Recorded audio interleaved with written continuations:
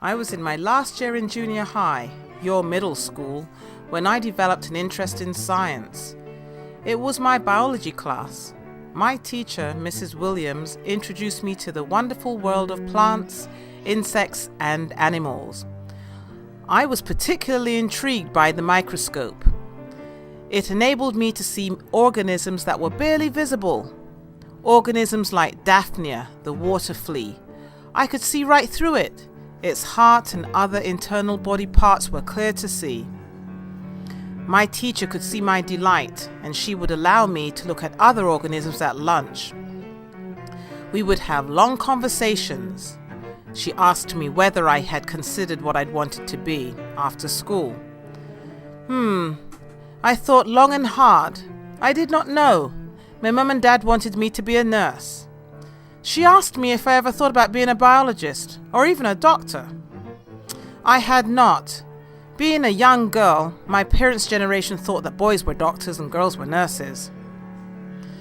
Mrs. Williams had opened the door to a world of science for me. The following year, I took chemistry and physics. I found myself in a class with only a couple of other girls.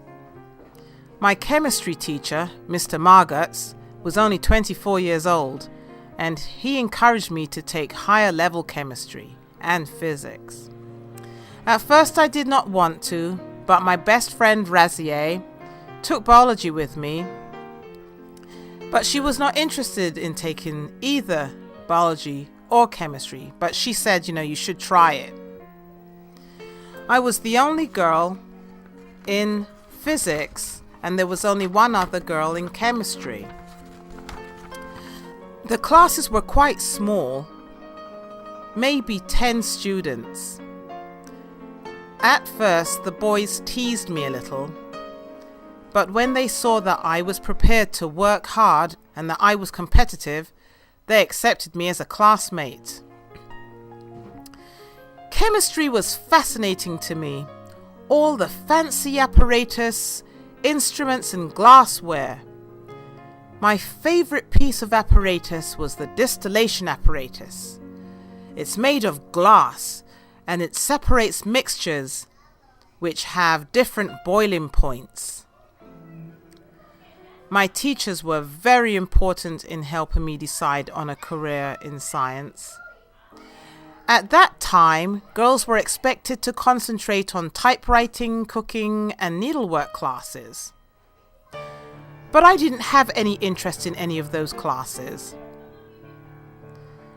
By the time I was in my senior year, I had decided that I would either be a biologist or a chemist. I earned a degree in biochemistry. My first job was as a quality control chemist for Coca-Cola. Once again, I was the only female in the lab at that time. Times have changed since I was in school.